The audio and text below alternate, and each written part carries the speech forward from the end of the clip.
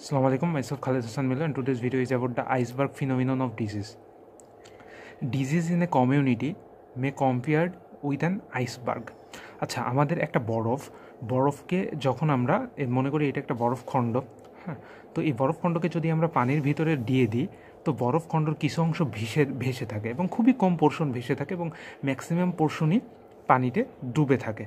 তো এই যে এই ফেনোমেননের সাথে আমাদের কমিউনিটিতে যে ডিজিজ, মানে আমরা একটা যে বিভিন্ন রকম ডিজিজ আছে, যেমন হাইপার টেনশন, তারপরে যত কমিউনিকেবল আর নন কমিউনিকেবল ডিজিজ আছে, হাইপার টেনশন, স্ট্রোক, এমআই, হ্যাঁ, তারপরে আমাদের যে কমিউনিকেবল ডিজিজ আছে, measles, mumps, rubella, chicken pox, হ্যাঁ, তো এই যত ডিজিজগুলো আছে, এই ডিজিজগুলা এই আইসবার্গ ফিনোমেননের সাথে কম্পেয়ার করা যায়। সো এই কম্পেয়ার করাটাই হচ্ছে আইসবার্গ ফিনোমেনন অফ ডিজিজ। তো এই আইসবার্গ ফিনোমেনন অফ ডিজিজের এটার মেইনলি তিনটে পার্ট আছে। তো একটা পার্ট হচ্ছে কি, তো বরফের যে অংশটা ভেসে থাকে সেই অংশটাকে আমরা বলি ফ্লোটিং টিপ, এবং এটাকে টিপ বলছি কারণ বরফের খুব কম পোর্শনটাই ভেসে থাকে, এই পোর্শনটাকে বলা হয় ফ্লোটিং টিপ। এবং যে পোর্শনটা ম্যাক্সিমাম পোর্শনই যে ডুবে থাকে এটাকে আমরা বলি ভাস্ট সাবমার্সড পোর্শন। আর একদম মানে হচ্ছে পানিতে এবং হচ্ছে ইয়ার এবং পানির এই দুইটার মাঝখানে একটা লাইন অফ ডিমার্কেশন থাকে, যেটাকে আমরা বলি water line or line of demarcation. তো এখন এখানে আমাদের যে ফ্লোটিং টিপটা আছে, this is the iceberg ফিনোমেনা of disease. So এই যে ফ্লোটিং টিপটা আছে, এই ফ্লোটিং টিপটা হচ্ছে কি আমাদের যে একটা কমিউনিটিতে টোটাল যে ডিজিজ আছে 10 ভাগের মাত্র 1 ভাগ মাত্র, অর্থাৎ আইসের টিপটাও যেমন খুব ছোটো থাকে, তো আমাদের ডিজিজও ঠিক এইরকম। অর্থাৎ আমরা যে এই যে এখন যে কোভিড-19 আমরা যে কেসটা দেখতেছি, it is just about 1/10 of the disease, অর্থাৎ 10 ভাগের মাত্র 1 ভাগ, এবং বাদ বাকিগুলোই হচ্ছে ভাস্ট সাবমার্স পোর্শনে থাকছে। তো এই ফ্লোটিং টিপে আমরা কী দেখি, ভিজিবল কেস, তারপর যারা সিমটোমেটিক কেস, অর্থাৎ যাদের ডিজিজ হয়ে গিয়েছে, প্যাথোজেনেসিস ফেজ, তাদেরকে আমরা দেখি। এবং এই ফ্লোটিং টিপ এইটা কারা দেখতে পারে, শুধুমাত্র ক্লিনিশিয়ান কনসার্ন, অর্থাৎ প্যাথোজেনেসিস যাদের হয়ে গিয়েছে, ডিজিজের সিমটম আছে, এবং তাদেরকে ক্লিনিশিয়ানরা ট্রিটমেন্ট দেয়। এই ফ্লোটিং টিপটাই আমরা শুধু দেখি, এবং এই ফ্লোটিং টিপটাকেই আমরা হচ্ছে ডায়াগনোসিস করি এবং ট্রিটমেন্ট দিই। আচ্ছা, এরপরে যে ওয়াটার লাইন ও লাইন অফ ডিমার্কেশন, এখানে inapparent and apparent, between the inapparent and apparent of the disease, অর্থাৎ একটা ডিজিজ হওয়ার পূর্বে, অর্থাৎ প্রি প্যাথোজেনেসিস এবং প্যাথোজেনেসিস ফেজের একদম মাঝখানে থাকে।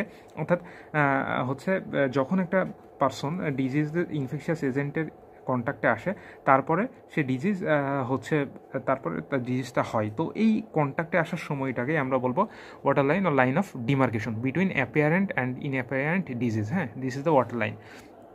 এরপরে আমাদের মোস্ট ম্যাক্সিমাম পোর্শনটাই আমরা জানি যে একটা বরফকে যদি আমরা দিই, ম্যাক্সিমাম পোর্শনটাই নিচে থাকবে, এবং এই পোর্শনটাকে আমরা বলবো ভাস্ট সাবমার্সড পোর্শন, এবং ইট ইজ অলমোস্ট 90%। অর্থাৎ আমরা যে পপুলেশনটা দেখতেছি, এই পপুলেশনের 90%ই হচ্ছে ভাস্ট সাবমার্সড পোর্শন। এবং এইটাকে আমরা কীভাবে বলবো, 9/10, অর্থাৎ প্রথমটাকে বললাম যে 1/10, অর্থাৎ 10 ভাগের 1 ভাগ, আর এইটা হচ্ছে 10 ভাগের 9 ভাগে, অর্থাৎ মোস্ট অফ দ্য পপুলেশন। এবং এটা পার্সেন্টেজ করলে অলমোস্ট 90% অফ দ্য পপুলেশনেরই হচ্ছে আমরা দেখতে পাই না। এবং এর ভিতরে কারা থাকে, প্রি সিমটোমেটিক ফেজে যারা থাকে, হ্যাঁ, প্রি সিমটোমেটিক কেস, এছাড়া ল্যাটেন্ট কেস আছে, ইনঅ্যাপিয়ারেন্ট কেস আছে, এগুলোতে ভাইভাতে ধরে যে কাকে আমরা ভাস্ট সাবমার্স পোর্শনের ভিতরে থাকে। এছাড়া যারা আমাদের ক্যারিয়ার আছে তাদেরকে আমরা এখানে দেখি। তারপর অর্থাৎ আনডায়াগনোসড কেস যারা আছে এবং ক্যারিয়ার যারা আছে, এদেরকে আমরা এখানে দেখি। এগুলো কিন্তু এমসিকিউতে আছে। আচ্ছা, তো এইখানে আমরা যে দেখলাম যে ফ্লোটিং টিপটা নিয়ে কারা কনসার্ন করে, ক্লিনিশিয়ান, অর্থাৎ যারা ক্লিনিক্যাল প্র্যাকটিস করে। এবং আমাদের যে এই যে ভাস্ট সাবমার্স পোর্শন, এইটা পোর্শন নিয়ে কারা কনসার্ন থাকে, ইপিডেমিওলজিস্টরা, অর্থাৎ যারা পাবলিক হেলথ, এই community oriented, community health, public health, preventive এবং সোশ্যাল মেডিসিন নিয়ে কাজ করে। সো তারা এখানে আমাদের হচ্ছে এই হচ্ছে ইপিডেমিওলজিস্টরা আমাদের এটা নিয়ে কাজ করে। আচ্ছা, এরপরে আমাদের এর ইম্পর্টেন্সিটা কী, এই হচ্ছে আমাদের আইসবার্গ ফিনোমেননের, এটা একটা ভাইবার কোশ্চেন।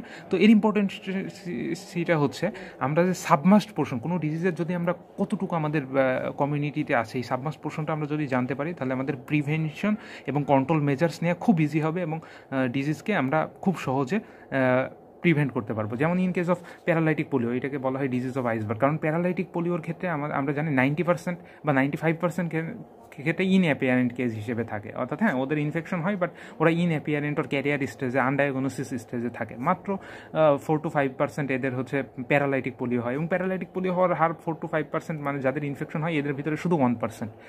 সো আমরা মাত্র 1% পেশেন্টকে দেখি। So paralytic polio is a disease of iceberg. এখানে আরেকটা গুরুত্বপূর্ণ আছে যে আরেকটা আমাদের আছে রুলস অফ হালস আছে, হ্যাঁ।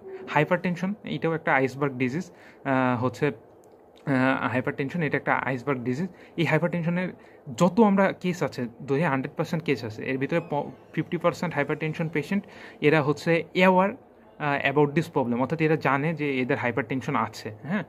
আর হচ্ছে 50% জানেই না, অর্থাৎ ওরা আনডায়াগনোসিস পোর্শনে থাকে। যত 50% জানে, এই 50%-এর ভিতরে আবার 50% হচ্ছে পেশেন্ট ট্রিটমেন্ট নেয়, এবং যেই তাহলে 25% হলো টোটাল পপুলেশন যারা হচ্ছে ট্রিটমেন্ট নেই। এই 25-এর ভিতরে আবার হচ্ছে এই 50%-এর ভিতরে আরও 50%, মানে 25-এর আরও 50%, তাহলে এটা 12.5, এই 12.5%ই এরা হচ্ছে অ্যাডিকুয়েটলি এদের হাইপারটেনশন কন্ট্রোল থাকে।